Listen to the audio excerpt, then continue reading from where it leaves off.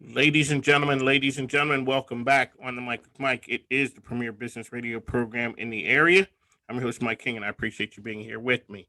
The views expressed here are mine, have no connection to, support of, or agreement with any other host, information, or ads on the station. I don't work for the station. My program just airs here on a daily basis. Join me as this cutting edge show uplifts and showcases RVA in a different way. The sounds you're listening to are emanating from the Mike King Biz studio, which is the global epicenter of social enterprise business.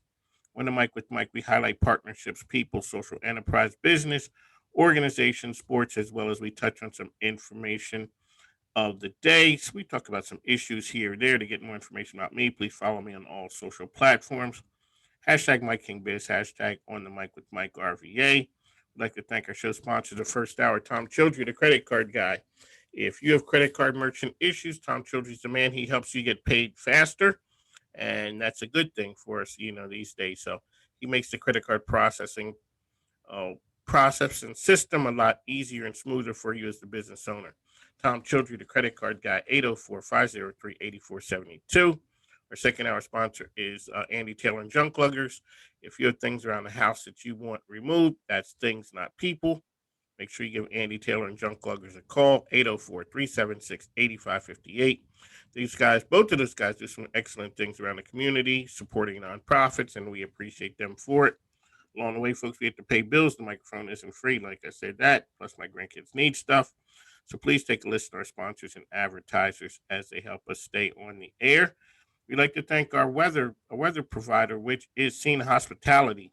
Cena Hospitality. So if you have uh, travel needs, if you have event space that you are looking to rent and you need to have a meeting, whatever, a convention, or you want to get away from the kids and the family and you want to go rent a room, make sure you tell them Mike King sent you. That's Cena Hospitality, multiple locations in the area.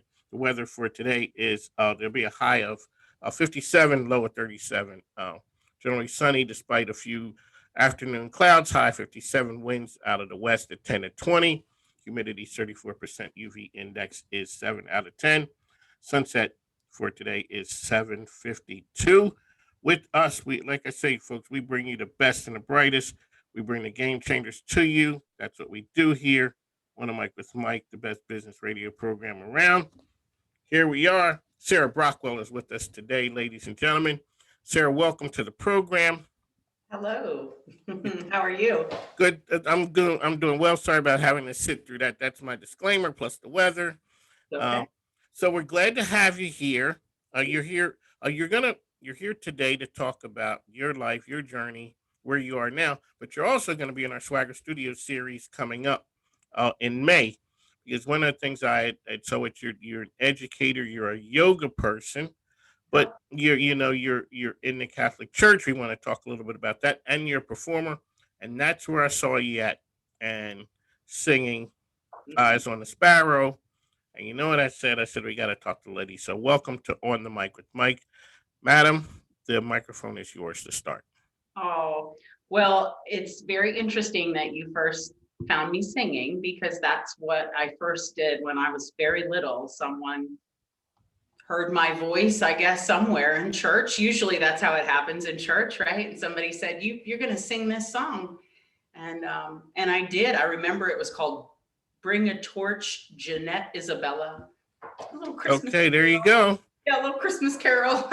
So I did it. And I remember feeling very scared, but I remember being really calm in the moment that I was like, I can do this. This is okay.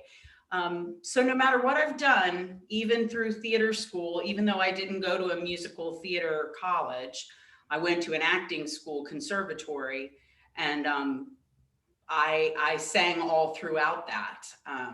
But I have always relied on my music to sort of get me where I need to go. Did you come from a musical family? Well, my dad plays saxophone. Yeah, he worked for Kings Island in Cincinnati, Ohio, and he was part of this original clown band, and he was a wonderful saxophone player. He was mad, crazy good. I was not. But I tried. I really did try. But that's where he met my mom. My mom actually played saxophone, and he made her second chair. Even though she probably wasn't second chair material, he made sure that they He were made sure he was protecting saxophone his love, saxophone. exactly. He was protecting his investment there. He was. And so shortly after that, they were married and I came along. So yes, my mom, is very theatrical and musical as well. So I have really enjoyed having a musical life in that way. But church was So always that place for me. so when you if you're once are you always a creative once you are, or do people sort of grow into that? Being creative. Yeah. Oh, I think you're born there. I mean, creativity, if there's one way, so I don't sing all the time anymore. I used to sing a lot when I was younger, and I'd be like, well, I have to lead this and I have to be the lead singer and I need to be the lead in the play, and I have this big voice, and I don't do that as much anymore. I don't sing during church, during mass. Sometimes I do for special occasions for other things. But you'll see, like my friend that I'm going to bring in for the Swagger series, she's known me since I was 15. She was the first person that was like, you're going to sing this solo during mass. We like get together for funerals to sing. Seriously, like that's our gig. Okay, that's who you guys are now. Yeah, that's where we're at. We're friends, and it's just because singing can be so competitive, and I think you have to keep yourself, I don't want to compete with my music. I just want to share it. So when it feels good to share, I share. But I don't want it to be a burden. I don't want it to be my work. It's funny that you say that because when I talk to people who come on a series, it's kind of like always ask, "Hey, is it as cool as it seems to be a musician?" And they're like, "Hey, when it's on, it's on." But you know, we're talking about the show side. You guys love the show side. The business side is the one that those guys are like, "Wow, you know what? That takes a lot." Like you said, that's the competitive side. What do we do? There's long periods of getting things together. How has the Corona period affected the creators that you know? I think it's made them more vibrant. The ones that have, sent themselves back into songwriting. I can remember I was listening to a young woman that you had on the Swagger series. I don't remember what it was I was listening to, and her music was like poetry, and she was epic, legendary. And I think that you'll see that coming out of the pandemic, just some really legendary, epic music, some creations that our future generations are really going to appreciate. I mean, today's a very epic moment in history, and we commemorate all these moments with these like songs, with art, with you know commemorative things. Like you can just look all over Richmond and there's art everywhere. I'm the kind of person that even sees art in the graffiti. I think people get so upset, and I find art there. I lived in Chicago for 5 years, so sometimes you have to see the beauty in the graffiti. To me is just people screaming. Like it feels like screaming art. It feels like you're in an art museum looking at somebody like screaming. Yeah, that it's true. We're at a different time now, and I have a lot of people on, and I ask young people a lot of times. I was shocked when they said they thought the world should slow down, that the pandemic was kind of good. It's slow. I was shocked when they said it because I thought older people like me would say, well, yeah, hey, I remember when we didn't know everything under the sun or have access when something bad happened, they broke in a TV, we had to wait on news, all those things. But then when they look at that now, the young people are like, hey, it was pretty good because, like you said, whether it's music, the times are competitive. So let's talk a little bit about the music, the theater, how that delves and evolves into the Catholic Church and what you do there. And you could sort of give us an idea of how you think we're doing. I always ask people, hey, how are we doing? The people that you come across, how are they doing out there? Well, that's funny because we've instigated a survey at our parish to ask people just that. How are you doing? And so I think people are doing pretty well. Surprisingly, people are very resilient. Yes. There's still a lot of fear. but people are very resilient. So I think that's how people are doing. Am I acting? So I went to college for acting, but I kind of always grew up in the church. So I always had church and acting and theater and music all along. Dance, I was a dancer as well. So I did ballet and all that. I had brilliant teachers as a young person.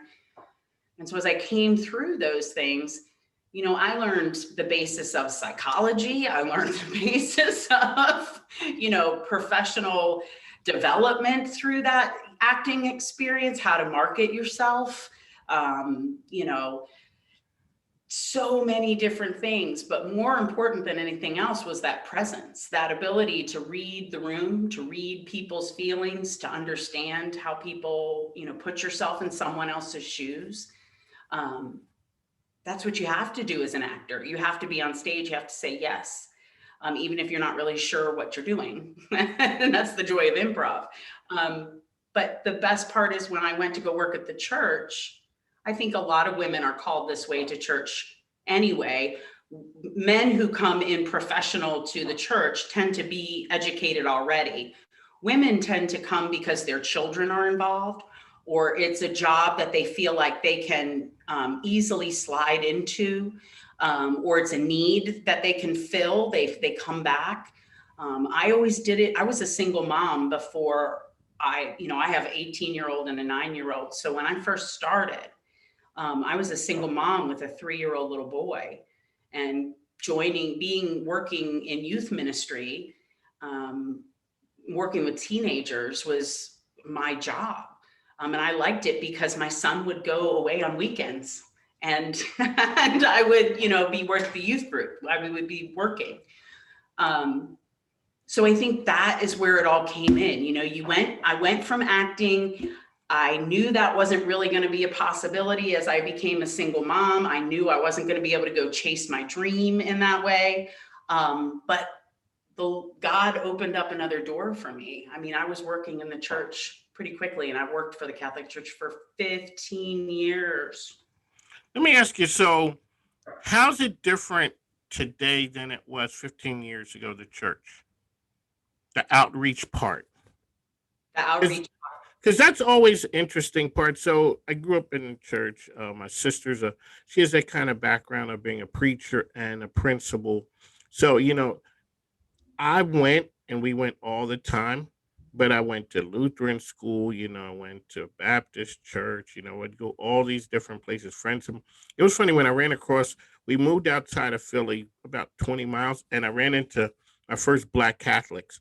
And I'm like, that's the look. I'm like, what? and it was, so I'm in the 7th grade, and I go into Lutheran school, and it was, and then we moved to North Wales, Pennsylvania, and here my friends went to St. Rosa Lima, and I'm like, I really, this was just a mind blowing experience. It is. And so, you look at that and you say, wow, people have different experiences, but when you run across Catholics who are not white, you kind of wonder, what's it like? So it was always that. So I always wondered about the outreach of when, what the church is like different now as opposed to 15 years ago. Yes, I think 15 years ago, especially in this area. So I just want to kind of talk about just Richmond in general, because that's the only thing I really know. But, it was very much social justice, but it was very much, to me, appeared to be predominantly white parishes that would do social justice programming. They might have some visitors come in and talk. So it was more about awareness. And again, it was this idea of the internet, and all of a sudden we're hearing all these new stories and we're getting more information. And so there became an awareness factor 15 years ago, I would say. But really now our churches are being called to action. Like we're over, we're done. I'm good. I don't need any more. I mean, I need awareness. I need to listen to my brothers and sisters and everyone. I need to listen to everyone. But I don't need any more awareness training right this moment. What I'm hearing is we need some action. And so what I loved at St. Michael, where I am right now in Glen Allen, it started out as a predominantly white parish, but since I've been there and a few years before, because the corporate America came into the West End, we started getting a multicultural parish. Now, what does multicultural mean? Well, in the Catholic Church, especially around here, that usually meant Hispanic. But no, these are Indian Catholics, Catholics from India, huge amount of Indian Catholics. We have a huge Filipino community, Vietnamese, Africans, not as many Black Americans. Do you know what I mean? So some of the, so I started an intercultural council, and I didn't go in with a whole lot of like ideas about what we should be doing, because I thought, who's going to even come to this? Is this going to be a Virginia, Richmond issue, or is this going to be, I mean, some people in our cultural council don't have any clue about living in the South. I mean, I have a Haitian priest. He's from Haiti. He literally has 5 nuns, 2 priests that just got kidnapped for $1 million in Haiti, and we're praying for them, right? And I'm like, Exactly. how do I explain to him what the South is? All they told him when he got here was, don't go walk outside at night by yourself. Well, growing up in Philadelphia up north, I remember the first time I was coming down south. I was in the army, and my mother's like, basically, watch yourself. You're going down south, and even, Richmond's different because it's south, but it's not. You know, what I did notice when I came here was that time slowed down, and I'm not sure where, because we used to live in Gaithersburg, Maryland, and I'm not sure whether it was at Fredericksburg, but time slowed down where we hit boom, and people are not so much in a rush, but there's so many Northerners here. Everyone's from Philly, everyone's from New York, everyone's from Jersey. It doesn't have the slow Southern pace to it because everyone's on a go, go, go. But then you have the whole monument thing, and it's just like, okay, this is the capital of the South.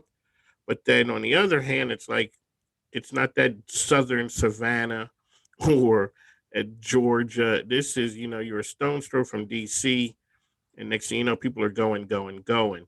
So, I understand when he's coming to a different world.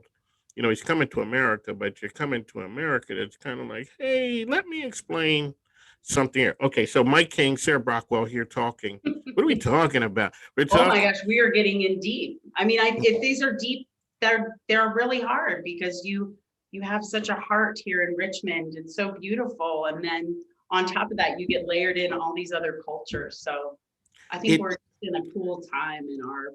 it is. So I've had journalists on, and I'm like, so they're young journalists, and so the one was Shannon Lilly. She's a journalist for CBS 6, and I asked her, do you really realize the time that you're being a journalist in right now? You know, it would have been something in the 70s, but if you had to force somebody to think of something in the 80s or the 90s, okay, then we had Y2K, and that sort of didn't work out. It was nothing that we thought it was going to be. But you're alive and you're reporting on a historical time here in Richmond, the ground zero of this. And this is a time that we're living in. You see, I tell people get along more than people think that they do. We're like, okay, you know what? There's some bad stuff going on today. Okay, there was the trial and the verdict came out. Okay, all right. So, people are going to go on and go to work, and tomorrow and the next day. America's a social experiment, and we're It doing our best to hold it together. it is, but it's a beautiful experiment. I mean, it can be so horrible sometimes and so dangerous sometimes, but it, the beauty that comes out of those things is incredible. I found out I was pregnant as a single mom 2 days before September 11th.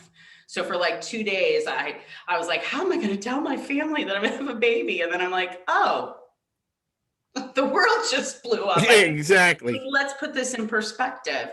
And so I think with the trial and everything, like putting these things in perspective, people are just like, okay, I think I just saw how the system works. Like, this was it. We saw an example of how the facts were shown, and this is what happened.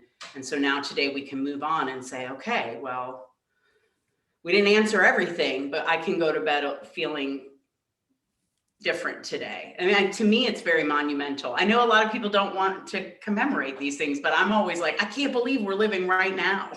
Like, It is. It's the I'm always fierce amazed. urgency of now. So let's talk a little. Okay, Mike King, Sarah Brockwell here, talking about life, business, church, everything in between.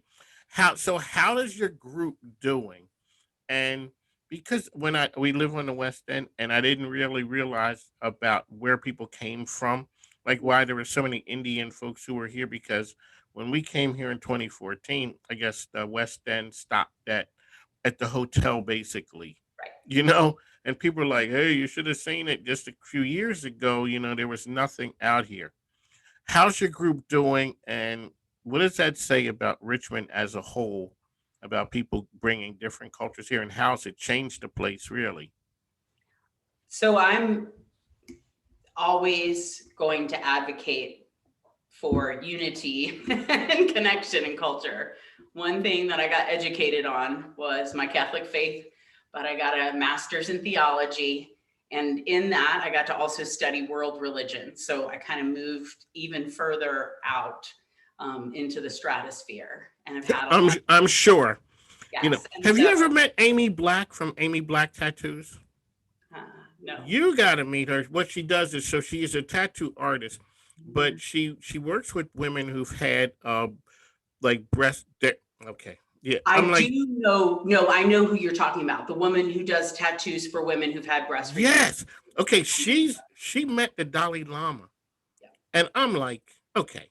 She's, well, just a chance meeting. I'm like, okay, you're cool. You do cool tattoos. You do breast. You Mhm. do, so you do the tattoos for women who had mastectomies. Beautiful. But you meet the Dalai Lama, and like, how does that happen? And we talked about her and her religion and being Buddhist, and she's just like, I found another person I deal with is a tarot card reader who has a master's in divinity. And so I'm like, okay, at what point did you and the church say, you know what, we may have some differing views that it's like, yeah, you're out there. And Well, so I tell people that I'm not in a cult. Like, a cult to me is when people tell me how I should react, my conscious. Like, to me, as we are learning people, we should be able to take our knowledge and make it wisdom. I mean, I think that's what's going on with the kids today. They get a lot of knowledge, but they don't have time to process it, and they don't turn it into understanding or wisdom. That doesn't happen. So knowledge can just kind of make your brain, it that doesn't necessarily, help you win anything. It's really taking the time to build it into wisdom. So learning from other religions and my yoga experience. Okay, we got to talk about that, and you got to show some love to St. Michael's. How Yes. can how can people get involved? What's happening out there? So that way, people need all the help they can get out here. We all Yes. do. Mine is all about unity. And so yoga is a way for me to teach that, and to I don't want to just stay. I'm a Catholic who loves to teach internally. I love to take care of a parish and be with the parish. But I also strongly believe that our call is to go out into the world, right? And to be out in the world. And I don't like to be in the confines always of the church building, because I don't think that, again, you can't serve people in that way if you don't get out amongst people. So yoga has always been a great way because it's for everybody. Like, you think it's going to be this thing only for these types of people, but you talked about the ham biscuit band and the guy that was playing in the wheelchair with his pink suit and everything, and you're like, what is this going to be? Like, everybody has this opportunity, to shine and to show and their talents. So as I like to go out into the world and find people, they can even do yoga. Everybody can do yoga. I've seen people in wheelchairs doing yoga, and that's beautiful.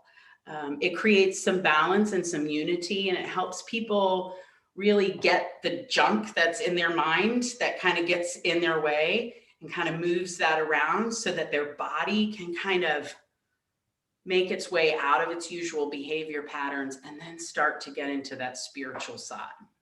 So, Alrighty. I ask people when they come to the yeah. program, what gives you hope? Oh, what gives me hope is to be What? able to move without pain. Okay, I hear you. You know, that bar is Without pretty low. pain. You know, it's like what you like. So me and my wife were like, okay, boy, that smell of Ben Gay and Vicks and, Yes. it's perfume. What do you think? People were hanging out with Jesus all the time. They were like, heal me, heal me. I've been in pain for so long. And I, I think that's key, is that if you're in physical pain with the pandemic and everything else, you start to freak out. Your body freaks out, your mind freaks out, your spirit starts to freak out. So using yoga is a great way to get an immediate relaxation response from your nervous system. Alrighty, really quickly, so we're running out of time. Okay, so ladies and gentlemen, Sarah Brockwell's going to cut. How do we run out of time? So she's going to be back in the Swagger Studio series. You're coming up in May. How can people find you really quickly? You can find me at St. Michael the Archangel in Glen Allen, Virginia. My name is Sarah Brockwell. I'm the Director of Faith Formation. You can find me on LinkedIn, Sarah Brockwell. That's where I found you. That's where you found me. And Mike and I are friends are connected on LinkedIn. I like to post a lot of things on LinkedIn because that's where we need the most love. That you got that right. So we're making business decisions here. Business helping society be better. Mike King, Sarah Brockwell. So we're gonna have you back again. We'll talk to you later. We'll see you in the Swagger Studio series. Thanks. Now I want to make the best business radio program out because we get the best guests. We'll talk to you later. Thanks. Now. Bye, Take guys. care. Bye bye.